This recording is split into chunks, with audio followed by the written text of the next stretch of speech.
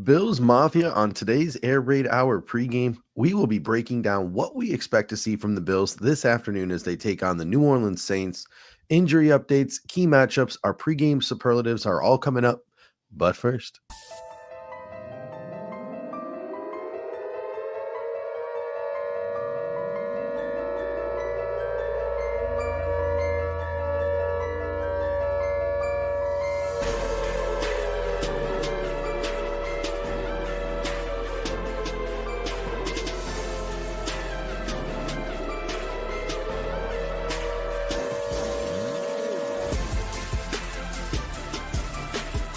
Welcome to the Air Raid Hour, a Cover One Network podcast. Here are your hosts, Judge Mathis and Tilt Money. welcome in, ladies and gentlemen, to the Air Raid Hour pregame show, the official Cover One pregame show, also brought to you by Picasso's Pizza. And we got just the tip of canoe coming in saying the Saints will be marching in, but they'll be limping back. Hopefully that is the case this afternoon, Dave. The New Orleans Saints come into town for a 1 p.m. tilt on CBS. The Saints are 0-3, and they were absolutely manhandled last week by the Seattle Seahawks, 44-13. It was 38-0 at halftime. They had special teams errors galore. It was an absolute nightmare day for rookie head coach Kellen Moore out there in Seattle.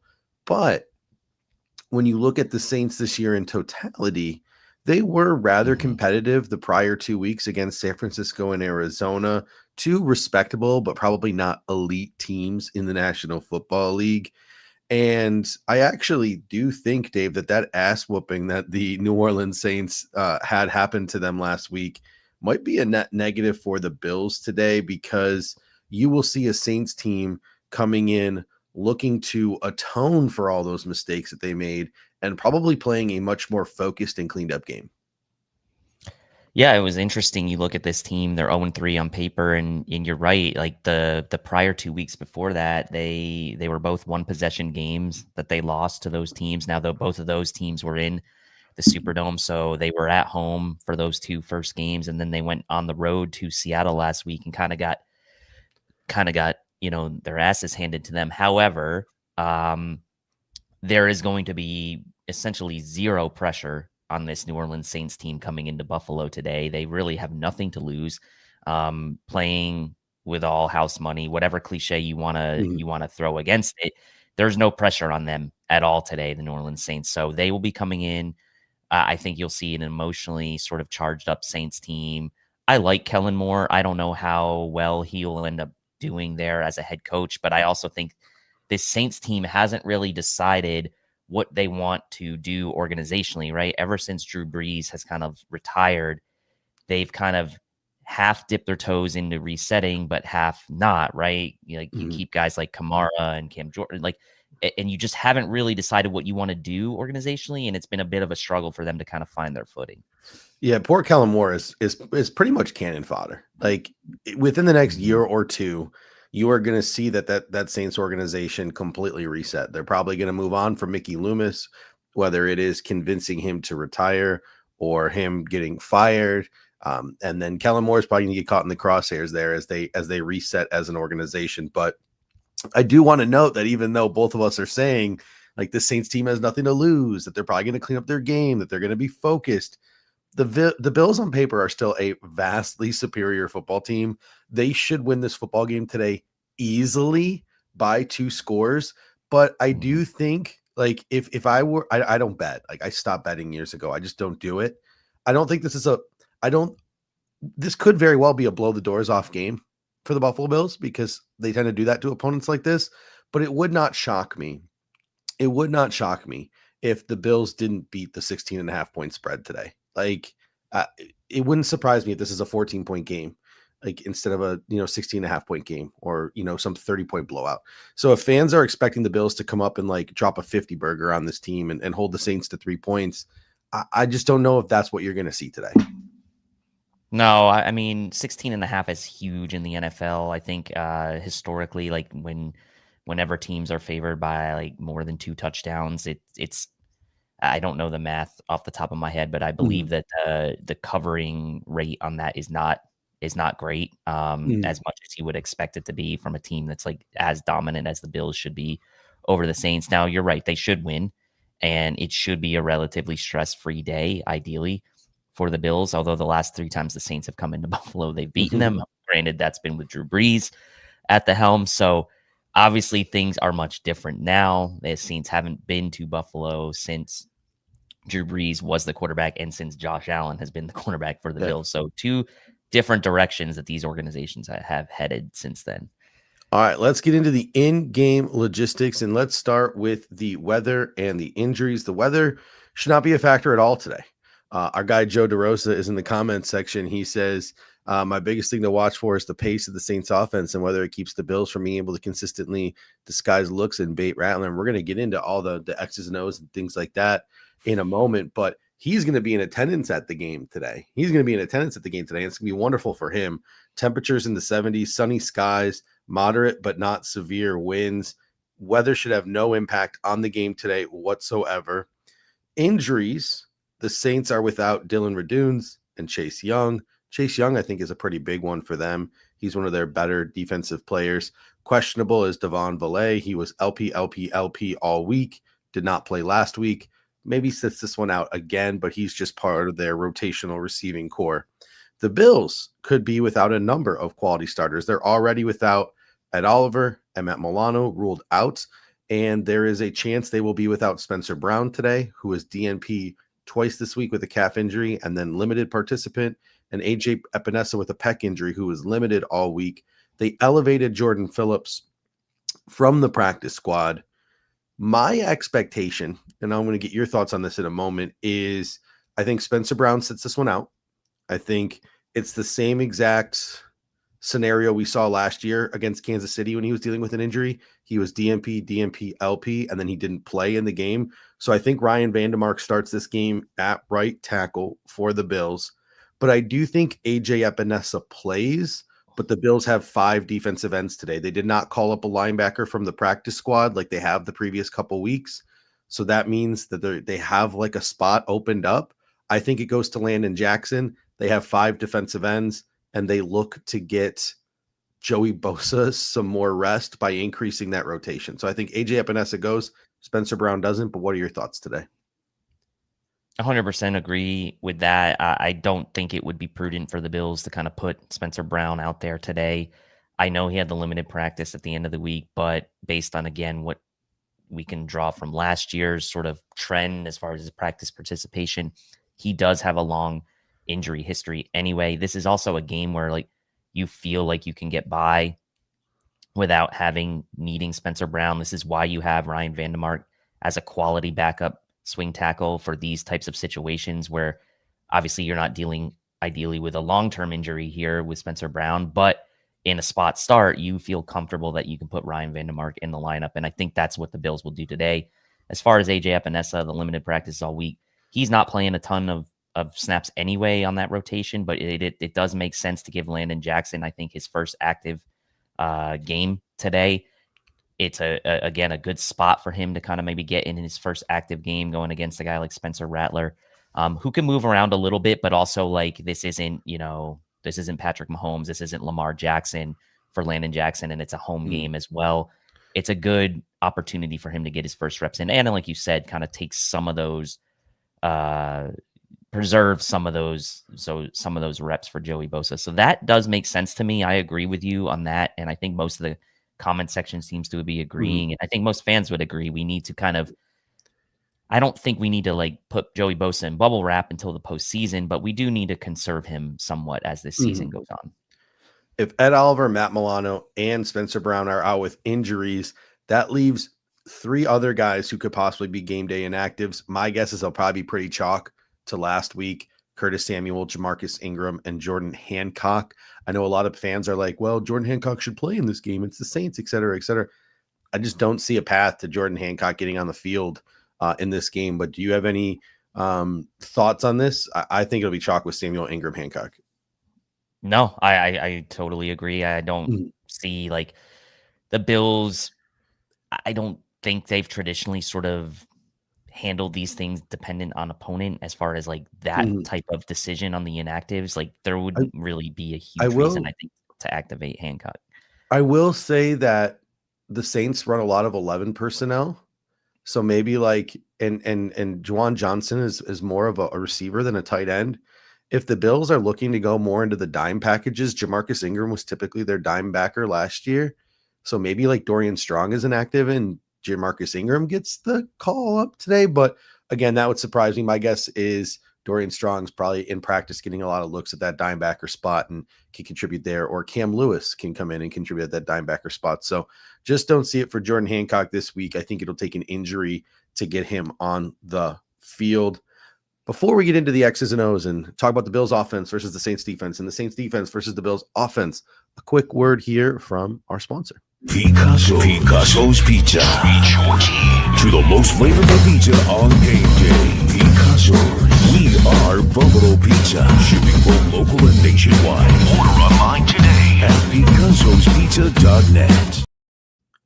This episode is brought to you by Picasso's Pizza. With 4 convenient locations in Williamsville, West Seneca, Lancaster, and Blaisdell, Picasso's Pizza has been serving Buffalo's best pizza since 1980. Whether you're local or across the country, you can enjoy their delicious pizza delivered fresh to your door. Visit PicassoPizza.net to place your order today. Once again, that is Picasso'sPizza.net. All right, let's get into it. The Buffalo Bills offense versus the New Orleans Saints defense. The Saints defense is coordinated by former Chargers head coach Brandon Staley. This defense that he operates is allowing 30 points per game, which is 25th in the NFL. They're 26th in EPA per play, 29th in EPA per pass, 80% red zone touchdowns allowed, which is 29th in the NFL. Their scheme, very low man coverage rates at 17%, very high cover 3 usage, 3rd highest in the league. They have a very middling blitz rate at 27%. When you look at their personnel, they've got a pretty decent run stuffer in Devin Godshaw. They got a nice little penetrator in Brian Brzee. They got some solid edge rushers in Carl Granderson and Cam Jordan, even though Cam Jordan's aging. They got some really good linebackers, in my opinion, in Demario Davis and Pete Werner. The secondary is sort of like hit or miss. It's like a combination of some vets, some young guys, some guys who are up, some guys who are down a little bit. They got Kool-Aid McKinstry and Quincy Riley, the young rookie who is going to get a lot of playing time today. Alontae Taylor is their slot. And then they got the veteran Justin Reed at safety to go along with the rookie who's showing some promise in Jonas Sanker. So statistically, the Saints defense is not very good. Their offense is not scoring early. They are getting down early, and their offense is having to try to claw back in a lot of these games. What are your thoughts, and what does the DVOA tell us about the Saints defense? Yeah, DVOA for the Saints defense, 27th overall through 3 weeks, so not great. 28th against the pass, but 10th against the run. A little bit of a divergence here from their overall defensive rankings from raw statistics. They're actually 15th in overall defense from a raw statistics standpoint in yards per game allowed versus 27th in DVOA. So DVOA not favoring the Saints here. They were blown out by the Seahawks last week, as we mentioned. But the in the last 2 games, they've only allowed 77 and 87 yards on the ground, reflected in that solid rush defense DVO ranking of 10th overall. As far as DVOAs against different wide receivers, there's some high variance here. First against wide receiver 1s, actually, the New Orleans Saints, 19th against wide receiver 2s, 11th against slot receivers, 30th against the tight ends, and 11th against running backs as receivers, which is interesting that they're 30th against the tight ends because they really haven't played, other than Trey McBride had a 6 for 61 line against them. They played the 49ers without George Kittle, and the Seattle Seahawks a week ago really didn't have to do much with their tight ends, with Arroyo and Barner, not exactly world beaters there. So they really haven't been tested outside of Trey McBride, who dropped a 6 for 61 on them. But that's where the DVOA says they're the weakest. But yeah, the DVOA much kinder to the New Orleans Saints on the ground against the rushing attack than they are against the pass. And that would be interesting how they filter that. I don't know the ins and outs of how they filter that, but I would assume that is beefed up a little bit by the fact that the Saints are consistently trying to claw back in games because teams get early leads. And so the other teams are trying to milk the clock in the second half by running the ball more in more situations where they're running when maybe they wouldn't typically run if it was a closer game. So I think that might be a little juiced up a little bit just for the fact that teams are trying to just run out the clock on the New Orleans Saints when they have such a big lead that they build up early. Yeah, very well could be. And then you start to kind of go into a couple of these other statistics that kind of maybe somewhat tell you the story with their DVOA as well. Fifth worst tackling team through 3 weeks per PFF. So you start to kind of put that in to context with the DVOA as well. And the second worst pass rush team through 3 weeks as well. You've got, you've got Carl Granderson leading that defense with 3.5 sacks so far this year. Cam Jordan with 1.5. But you mentioned, I think those pass rushers are a little bit better maybe than the PFF grading is giving them credit for. But again, on the pass defense side, 28th against the pass. The Saints have 0 interceptions so far through 3 games on the back end. So no picks for that Saints defense on the back end. And you hope that obviously that trend continues today and the Bills do not throw any interceptions today. Yeah, when I look at the Bills offense, I think the keys today is again, despite what the DVOA is saying, I feel like this Buffalo Bills offensive line can dominate the line of scrimmage. I don't think they have a lot of depth on the interior behind Brzee and behind Godshaw. So I think the Buffalo Bills can really just sort of, hemorrhage them and just keep attacking them on the ground. And I think James Cook can have a lot of success today. And you got to exploit all this cover 3 that the New Orleans Saints are running. Like, they play a very cowardice defense, really, if you look at it. Per SIS, if you filter to remove garbage time, 60% too high shell, 69% use of zone, 82% use of 4-man rushes, and an 18% blitz rate. Like, they are just a cowardly defense. They rush 4 and they just drop back into zone. So there was a great comment here from Charles G. He said, this is just another game where Josh will need to be patient and take profits. The Buffalo Bills need to just continue with this game plan of feeding James Cook and taking whatever the defense gives them. Hit Dalton Kincaid, hit Dawson Knox, hit Khalil Shakir, get the ball to James Cook and Ty Johnson out of the backfield. I don't expect a crazy day today from guys like Keon Coleman, from James Palmer, from those boundary guys, mostly because I just don't think it's necessary. I know Seattle was able to throw the ball down the field a little bit. I think Sam Darnold had like 8 throws of 10+ air yards. So it is possible to do it, but I don't think the Buffalo Bills need to. I think they can just run the ball down the throats and take what the defense gives them underneath, and they can have themselves another 30-point game with ease if they continue to execute the way they've been executing this season. Yeah, and conversely, the Bills offensively in DVOA are the second overall offense in DVOA, third in passing and 7th in rushing. So, through 3 weeks, it's obviously been impressive with what we've seen from the eye test, but it's lining up to kind of what the advanced analytics are saying.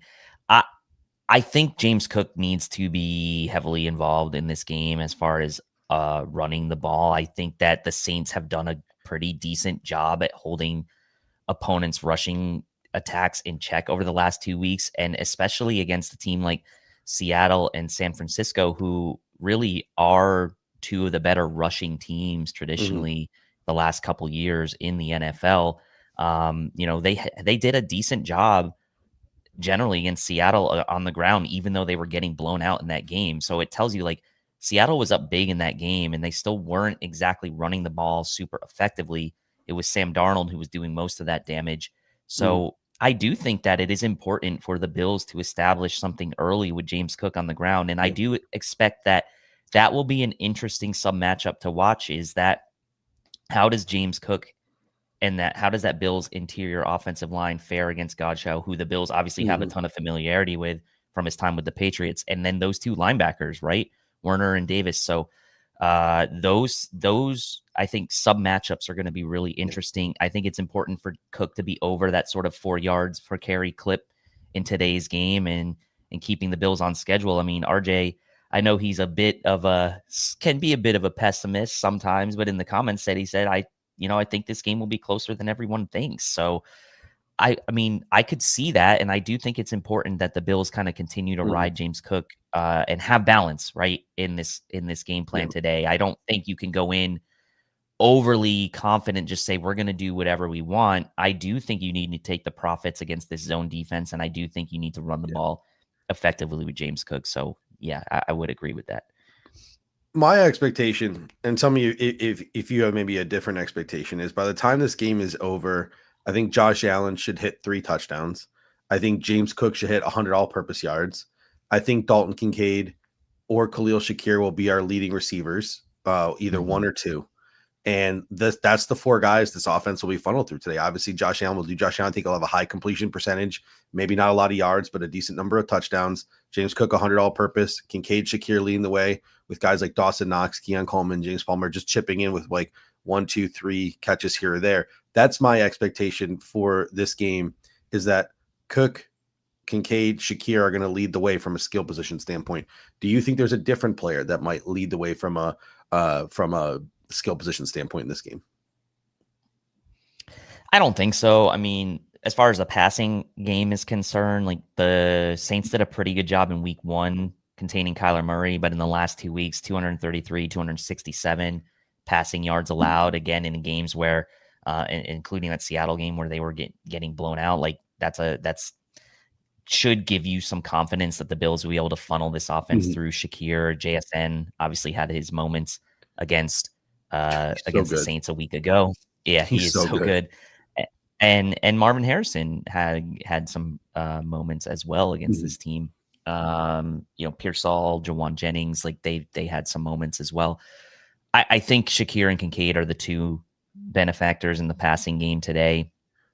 DVOA again saying that the Saints are 30th against the tight ends through 3 games. And again, Trey McBride put 6 for 61 on them in week 1 on a week where Kyler Murray really only threw for 140 something yards in that game. So essentially half of the passing yards in that week 1 game went to Trey McBride. And then the last 2 weeks, as I said, they really haven't been tested from the tight end spot. So I do think Kincaid can kind of, again, continue that solid start to his season today.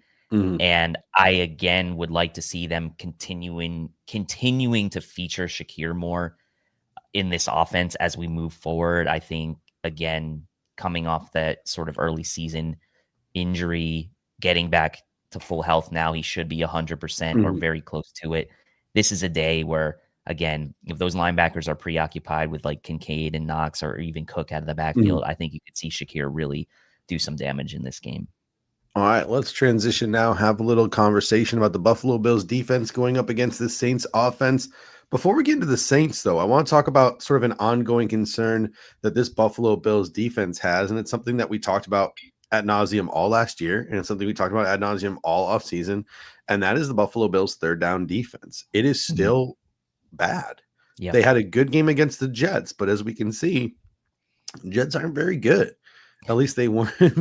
I know Justin Fields is back on Monday night. Maybe they come back, into the fold. But if I were them, I would stick with Tyrod. But third down defense this year, 43% allowed overall conversions, 10 for 15 against Miami. It was just brutal. And it's not even like it's third and shorts. They're third and longs that we're giving up here. Like, it is bad. I get that we don't have a full picture of our defense yet because Milano's out and Oliver's out and Hoyt's not back and Ogunjobi's not back and Maxwell Hairston's out. Like, this defense can look a lot different 10 weeks from now than it does now. But they had that nice rebound game against the Jets, but that number's in the 60% conversion rates when you look at just Baltimore and Miami. So again, not the greatest of opponents in the world, but you need to see the Buffalo Bills clean it up and do a better job marrying the rush and coverage on third downs in this game. The Bills were 4th worst third down defense in week 1 against the Ravens. Then they didn't allow a third down conversion against the Jets and jumped all the way up to 1st in the NFL after 2 weeks. Then they had the game against Miami and they dropped down again to 7th worst in the NFL in third down conversion rates allowed. So you take out that, that outlier of a Jets game, and I know it's only been 3 games, so the sample size is very small still, but it's not trending in a great direction for the Bills and that third down defense again this year, which was a problem for them a year ago. And then kind of talking about the Saints on offense, 23rd overall in DVOA, 19th in passing, 28th in rushing from a DVOA standpoint. 208, 186, and 205. Those are the Saints' passing yards so far in 3 games this season, which is bottom half of the league. So not a potent Saints passing offense. Olave has been the main guy for them this year. 23 receptions in 3 games. It's nice to see him healthy, actually. I like Chris Olave.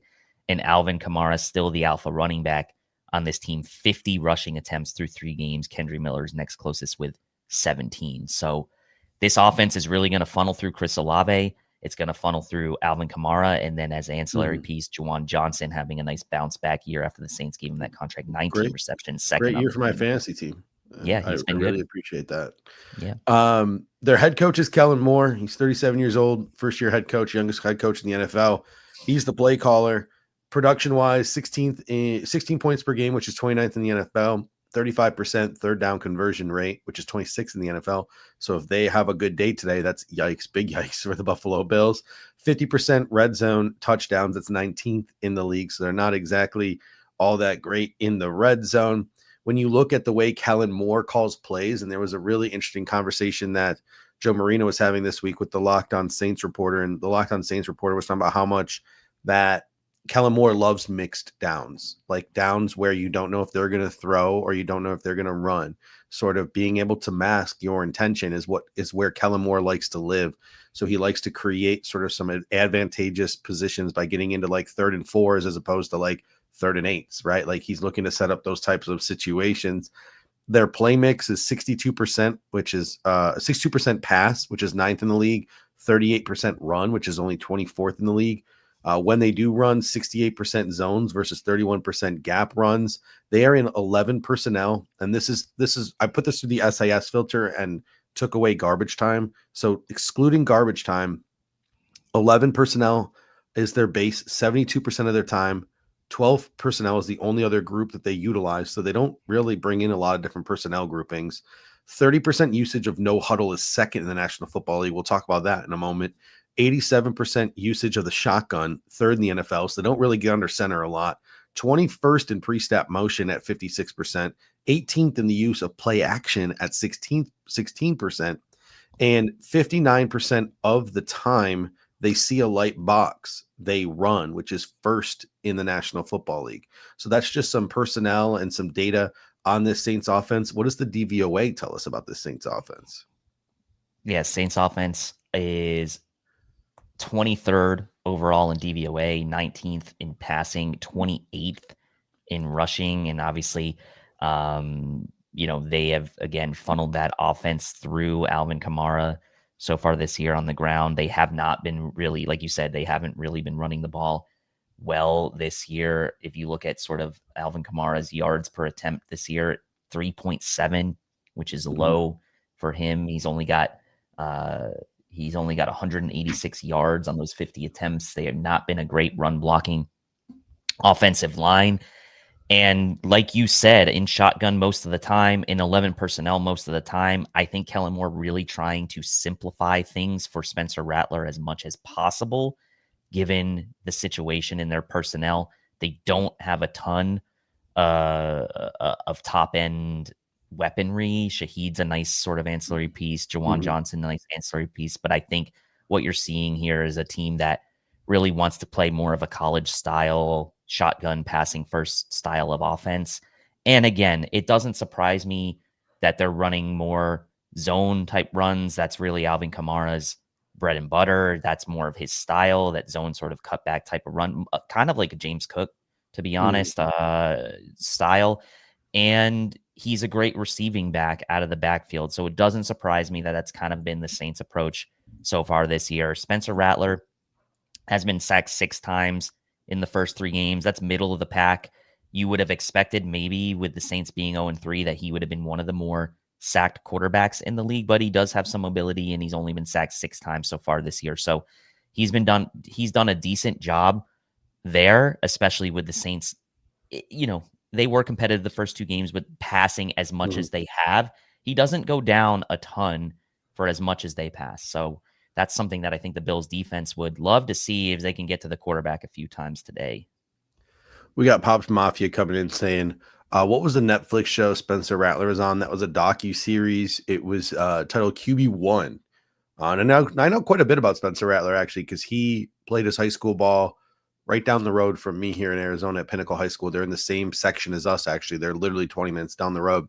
So I see Pinnacle High School all the time at the high school that I work for. So he was a very highly sought after recruit, went to Oklahoma, kind of washed out there, went to South Carolina, was drafted in the 5th round.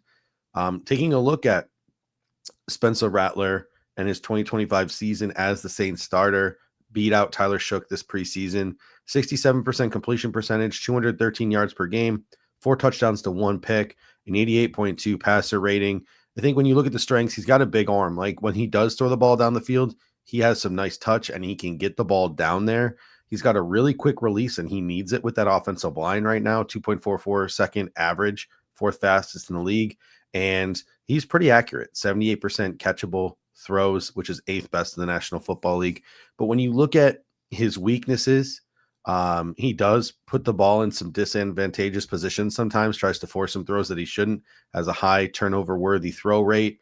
He tries to scramble too much when he's not really like the athlete that he thinks he is. And he hasn't won a game as a starter in his 9 career starts. He is 0-9. So when you look at that, the Buffalo Bills have a tendency, and I know he's not a rookie, but the Buffalo Bills have a tendency, and Sean McDermott has a tendency to have success against young quarterbacks. And I look at one particular statistic about Spencer Rattler that sticks out.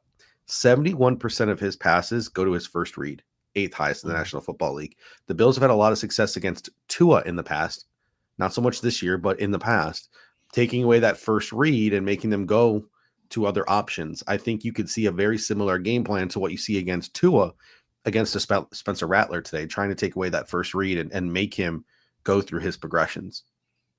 Absolutely, make him go through his progressions, and he doesn't have the experience, and he's not as good as Tua. As much as we would like to bag on Tua, he's not as good as Tua, and the Saints just don't have the same type of weapons that the Dolphins have with Waddle and Hill, right? They have Olave. That's going to be his first read most of the time for Spencer Rattler, and then if he does come off that, it's likely going to be Juwan Johnson at the tight end position. He probably will take a few shots down the field to Shaheed, and that's to be expected. But the Bills, again, have been really good at taking away big plays from opponents' passing games. So the Bills are going to force Spencer Rattler to try to go through his progressions and hopefully get home on him. And again, kind of like what we said the Bills offense needs to do is take the profits and kind of work their way down the field. The Bills are going to make the Saints earn these drives. They're going to force Spencer Rattler. Like if he's going to beat them, he's going to have to do it for 10, 12, 15 plays down the field like we saw the Miami Dolphins do this past Thursday game. And I just don't think he is to the level of a Tua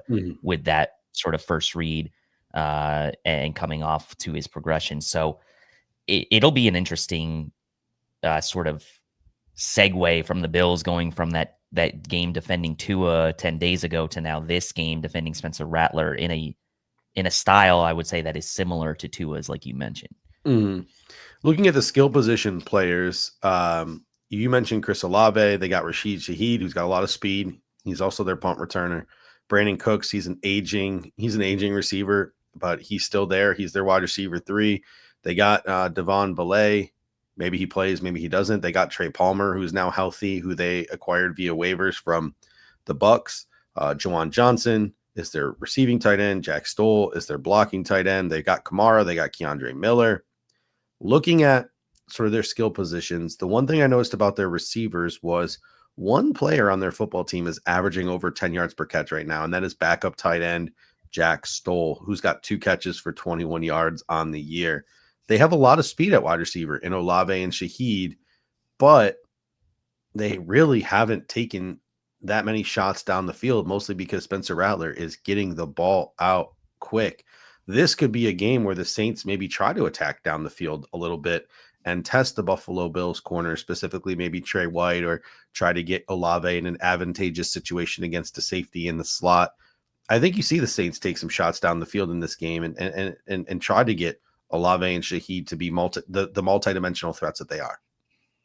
Well, and just given the context of the game as well, Saints going into Buffalo and essentially no one giving them any chance whatsoever, Spencer Rattler now going to his fourth start of the season. You mentioned he's 0-9 as a starter going back to a year ago. Wouldn't surprise me if Kellen Moore tried to open things up a bit in this game to try to get some cheap ones on the Bills. And again, the Bills have been very good at not allowing those cheap ones. But if you're the New Orleans Saints, why not give it a shot in a game where you really don't, again, have anything to lose and you have speed? Like you said, Shaheed can get down the field.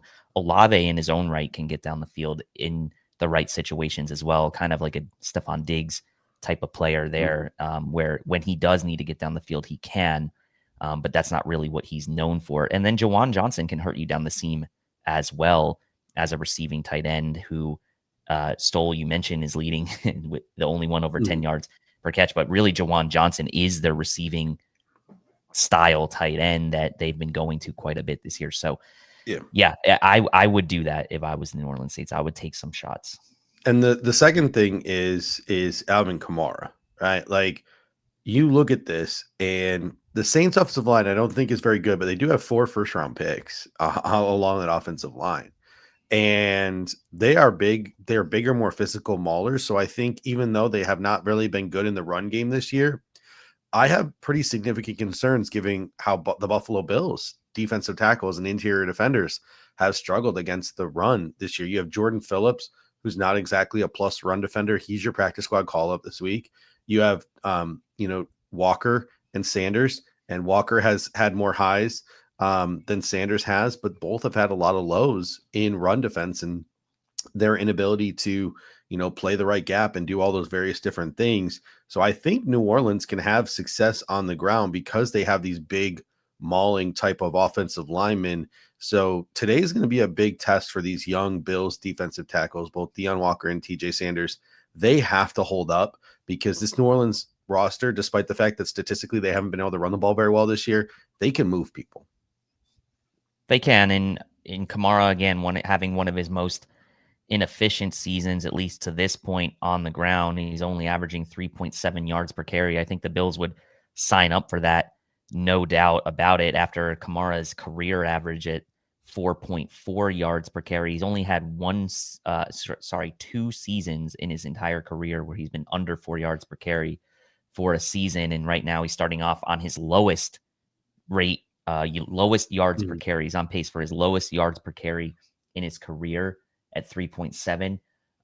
So again, if you're the Buffalo Bills and you want to kind of keep that New Orleans run game inefficient as it has been, yeah, those guys are going to need to step up against a matchup that I wouldn't say is like weakness on weakness, but it's like different styles almost. Like the Bills stylistically, I don't think match up well with the personnel type that the Saints have up front. So it'll be interesting to see like which of those two units kind of gets the upper hand. Is it the Saints offensive line who really hasn't been able to get that ground game going, or is it the Bills defensive line without Ed Oliver, who haven't been necessarily great at stopping the run? Can they keep Alvin Kamara in check on the ground as well? The Saints have run 11 screens this year, 10% usage rate, which is 14th in the National Football League. Success rate of 82%, which is number 1 in the league. I think you could see the Saints maybe throw in a little bit more of their screen game against the Buffalo Bills, as the Bills historically not so great defending the screen. So if you're the Buffalo Bills, I think you want to be aware of that. And then RJ Melville comes in and says, I have a feeling the Saints will run no huddle, which they do a lot, second most in the league, and snap the ball quick like Baltimore, which again, Spencer Brown likes to release the ball quick, and RJ Melville comes up with even more. He says they will run a lot of annoying quick out routes and be methodical all day. I agree with that. Like, again, I think they take some more shots down the field, but I think you'll see screens. I think you'll see a lot of, when the Bills show a light box, I think you'll see a lot of Kamara runs, especially on first down. I think you'll see a lot of quick hitters. And a lot of that has to do with the fact that I just don't think this offensive line, like, there are some names there, and there's obviously 4 first-round picks, and I think the interior is a little underrated in terms of the push they can get in the run game, even though they haven't so far this year. But the tackles, to me, left to right there, Kelvin Banks, Trevor Penning, Eric McCoy, Cesar Ruiz, and Talize Fuaga. It's the tackles, to me, that the Buffalo Bills need to exploit. Both Banks and Fuaga, when we did our pre-draft talk, we didn't really talk that much about Kelvin Banks, but I made it clear I think he's a guard. And then when we talked about Fuaga, I actually had Fuaga on my Bills specific draft board because this is before like David Edwards really elevated himself. And I was like, I can see Fuaga playing left guard. Like, yes, I think he could be a solid tackle, but I think he might be like a really good guard. So these are two tackles where I have questions about really whether they're tackles or not, or whether they can be like high ceiling tackles. So if you're the Buffalo Bills, you want to exploit that. You want to throw the kitchen sink at them. You want to try to confuse them. But my issue is I think the two players that most help the Bills do that aren't playing in this game. And Ed Oliver and Michael Hoyt, because you can run some stunts with Ed Oliver, right? Get a little edge Oliver out there. That can't happen in this game. And then you don't have Michael Hoyt, who I think you could throw some weird looks at and stuff. So whether it's simulated pressures, creeper pressures, adding that fifth guy, I think your focus needs to be on really collapsing that pocket from the outside with Banks and Fuaga. Wouldn't mind seeing the Bills play closer to the line of scrimmage today throughout the day, like especially the secondary. I think you remember that Mason Rudolph Titans game from last year that was like super frustrating in the first half for the Bills, where he was just like throwing it to like every tight end they had on the roster and just like just nickel and diming the Bills down the field like for 3 or 4 yards at a time. That you could see that happen today, I think, with the Saints, that type of style with a shot or two mixed in here or there. But like I'd like to see the Bills play a little bit closer to the line of scrimmage today overall as a defense and kind of force the issue, press a little, like doesn't necessarily get out of your scheme. But again, if he's going to be quick on his release, and if he's not going to give you a ton of time, if Kellen Moore is going to run that hurry up and not give you a ton of time with that tempo, I wouldn't mind seeing the Bills being up closer to the line of scrimmage pre-snap for much of the day. You know what I'm going to keep my eye out for today is the Saints are primarily a 11 personnel team. So you expect the Bills to be in nickel. You expect the Bills have used 3 linebackers more than they've ever used 3 linebackers. I expect it to change today. I expect us to be majority nickel for most of the game. My eyes today are going to be on who's the second linebacker next to Terrell Bernard, because the expectation would be, it's Dorian Williams. But Shaq Thompson seems like he's healthy now, and Shaq Thompson might be a little bit better at dropping back into coverage than a Dorian Williams. So it'll be really interesting to see if I'm in fact correct and the Bills go primarily nickel, what the snap count and what the rotation looks like between Shaq Thompson and Dorian Williams. Yeah, that's a really interesting one. I mean, Shaq Thompson obviously flashed in that one play against the Dolphins last game, but he's smart. He's going to know where to be position-wise. I think matchup-wise, he could be maybe a little bit more effective against a guy like Kamara out of the backfield. Could be interesting. Yeah, I think that'll be one to watch for sure. So just to summarize sort of the keys for the Buffalo Bills defense: attack the tackles. The concern, I think, is whether their interior is going to get pushed on our interior. So that's going to be the key of the game. Like, those interior guys are going to have to step up. Force Spencer Rattler off of his first read. To me, that's like the number one thing they got to do in this game. Then the second biggest thing they got to do is they got to contain Alvin Kamara and then be ready for that tempo. So that's just kind of summarizing, I think, what the Buffalo Bills need to do defensively. Any final thoughts on the defense? No, again, just last comment from John here about Landon Jackson. I assume he could be active today. Could be his first day. I think they'll go 5-man rotation and give Bosa more rest. Yeah, especially with Epinesa hurt. Yeah, so as far as final thoughts, like let's see, Landon Jackson active. Let's see how Walker and Sanders hold up again, and hope those guys continue to kind of put some good reps. Some good reps out there. Someone in the comment section made a comment like, "Do we see Deion Walker, Jordan Phillips together on 3rd and longs?" That's interesting. I think that might be the 2 defense tackles that you throw out there on 3rd and long. But we've also seen edge rushers used, right? We've seen Javon Solomon used as an IDL in those situations.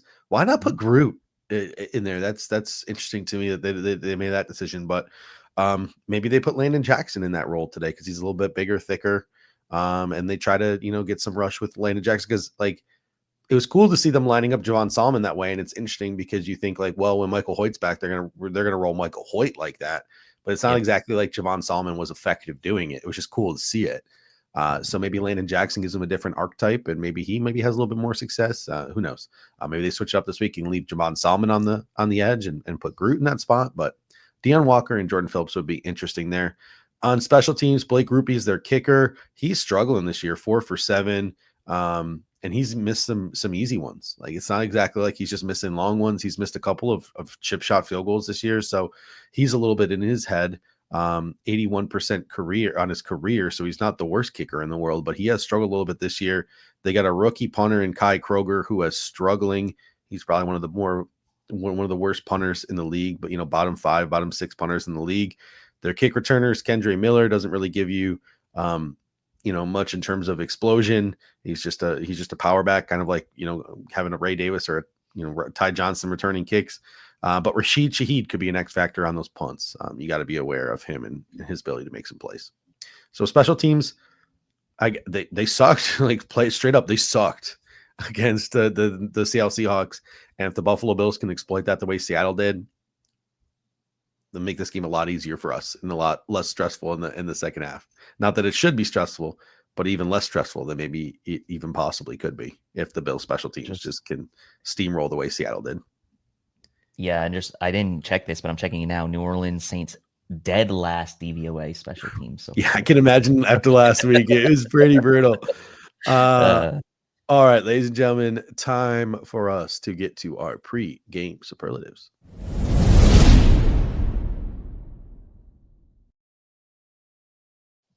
All right, every week we like to have a little fun to end the show, and we have these pre-game superlatives that we like to do, and we'll start as always with our Take Me Higher player of the game.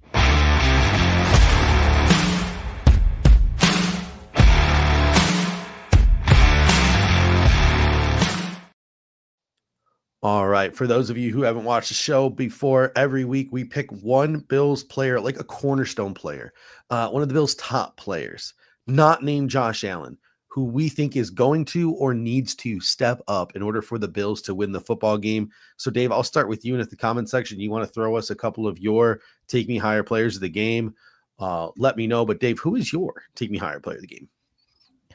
Yeah, and quick shout out to Amazon Prime using Creed in the commercial outro last week. And the Dolphins, I was a little jealous of that. I was watching the game on mute from Disneyland, so I didn't hear any of any of that, and then I had to rewatch the game in the hotel after. But other people noticed. But we were talking about it. My Take Me Higher player this week. Look, I've used him before, and I'm gonna go to the well again. I think it's really important this week for James Cook again to take the Bills higher.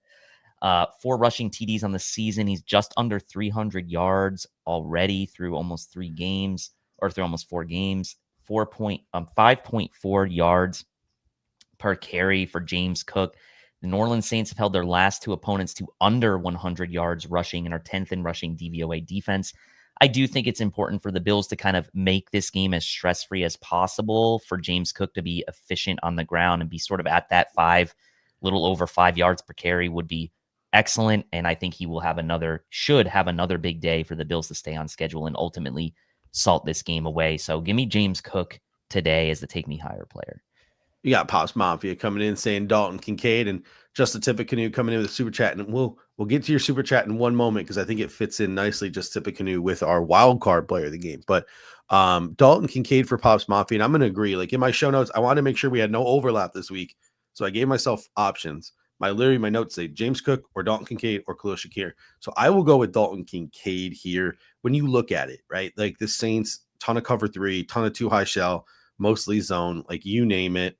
This game will be dictated, I think, for the Buffalo Bills on running the ball and hitting the underneath stuff, executing and driving the field. I don't even know if they're going to need to go downfield. Like, I know Seattle went downfield. I don't even know if the Bills are going to need to in order to be successful. Why do it if you don't need to? Just protect the ball, matriculate the ball down the field, score your 30 points, and that should be good enough to be successful like it has been the previous couple of weeks. So I'll go with Dalton Kincaid. I think Trey McBride was like 6 for 66 in the touchdown week 1. 6 for 61. And the Cardinals only had like 140 passing yards. So he had like half their. Yeah, I think Dalton Kincaid tops that. I think you see 7-8 catches from Dalton Kincaid. I think you see 80-90 yards, and I think you see a touchdown from Dalton Kincaid. I think he's going to continue his upward trend. And he's going to have himself a really good game for the Buffalo Bills. All right, that brings us now to our wild card player of the game.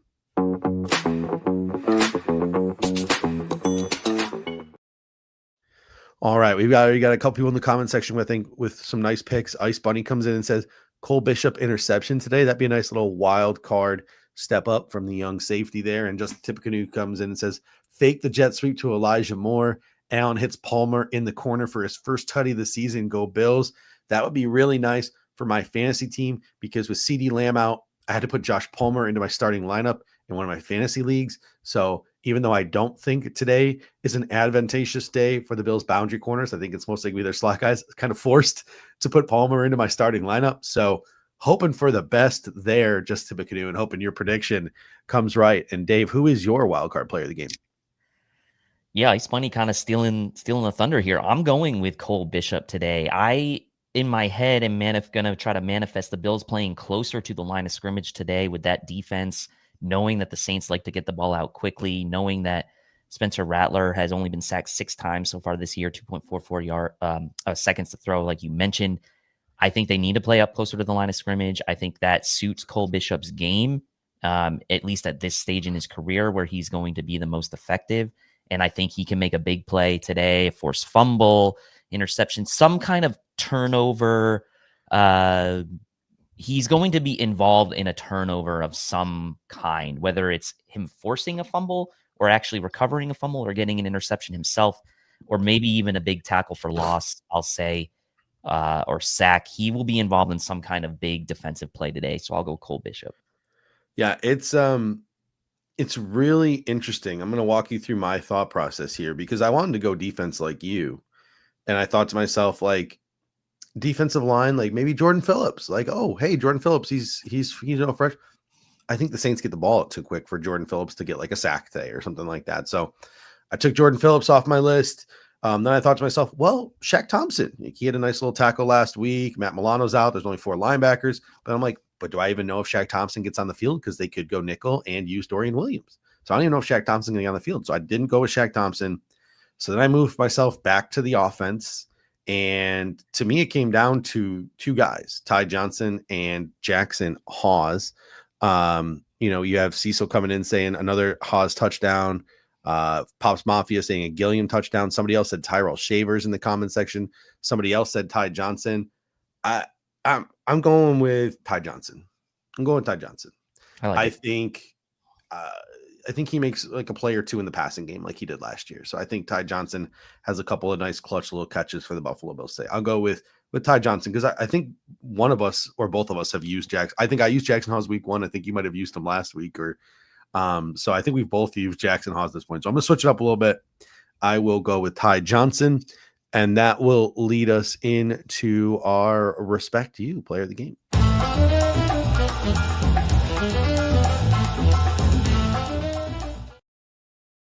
All right. We might not like them because they're our opponents, but God damn, do we respect them. At the old Anchorman quote from Vince Vaughn. Dave, who's one player? Remember, we and people who don't know, I like to pick all the players because I don't want to be mean to anyone. But what player do we have to respect on the Saints team? There's probably less options to choose from than usual, but there are still some options to choose. There are some options. I'm going with sort of the core heart of their offense and has been for their last almost decade, and that's Alvin Kamara. I know he hasn't been super efficient so far this season, only 3.7 yards per carry, but 50 attempts through 3 games. That's a lot for him. He does have 9 catches as well through 3 games. You mentioned the Saints' effectiveness in the screen game. The Bills haven't been great at defending the screen in the past couple years, and I think if the Saints are going to kind of stay on schedule and kind of continue to kind of test that Bills 3rd down defense, which has also been a problem, that Alvin Kamara is going to be heavily involved in both the running game and the passing game today for the Saints. And I think the Saints know he, maybe outside of Olave, but probably is their best offensive player. And I think they will lean on him again today. So for me, it's Kamara. All right. So since you went offense, I will go defense. I had 3 names I was debating between Demario Davis, Pete Warner, and Justin Reed. All 3, I think, are quality players. I'll go with Demario Davis. Dude still got it. Absolute dog. I think he's the kind of player who can give a guy like Josh Allen some fits because he's a veteran and he knows what he's doing out there. And even at his age, he is still out there absolutely balling. He is definitely better than the New Orleans Saints and deserves a much better situation to finish out his career. So I'll go with Demario Davis as my respect you player of the game. And on to the next one. Have a little fun here with our fire sale, our hottest take from this game.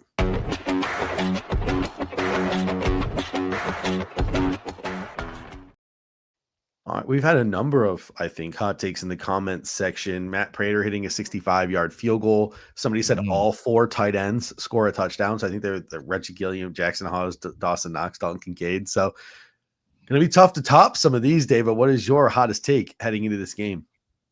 Yeah, Pops mentioned that. I will say last week my hot take was that there would be 3 tight end touchdowns and potentially all from the 3 different ones. And I was 2 out of 3 last week on those. Dawson Knox didn't get in the end zone, but it was pretty close on hitting that one. Okay, my hot take today is the Bills hold the Saints to under 200 yards of offense. I think although garbage time looms as a potential to make this not come true, I think that Bills defense today comes in with a pretty good game plan. 10 days rest. I know they're missing some key guys, but I think they'll have a good game plan. I think those safeties are starting to play better. I think they'll be key today. And I do think that the Saints offense just is not going to have enough today to kind of really test the Bills defense, even though that third down defense has been a problem. So I'm saying the Bills defense holds the Saints to under 200 yards of total offense. Charles G comes in and says no punt game ? That would be a nice little hot take there. I'm going to go 3 Bills skill position players go over 100 yards. James Cook goes over 100 all purpose. I'm not willing to say rushing, but all purpose. And I think Dalton Kincaid and Khalil Shakir each top 100 yards. So I think the Bills have 3 100-yard players in this game. John Roberts comes in and says Elijah Moore gets his first touchdown pass, not run. A little trickeration from the Bills today. I've seen a couple people. Pops Mafia comes in and says Groot 2 sacks. I wish I could make a sack prediction today, but the way the Saints get the ball out, I just can't do it. But kudos to you, Pops, for having that faith. And I would love it if Groot had himself a day today. They should be able to take care of those tackles. And I think Bosa and Groot will take advantage of those tackles. It's just, is the ball still going to be in the quarterback's arms once they do? That's the big question. All right, now it's time to take ourselves back to the future with our pre-game predictions.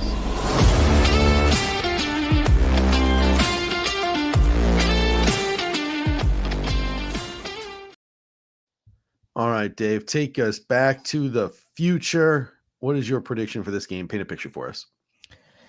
Well, with my hot take, keeping the Saints offense under 200 yards, I think it's going to be, I don't think that necessarily means the Saints aren't going to have a lot of plays. I think their yards per play is going to be quite low.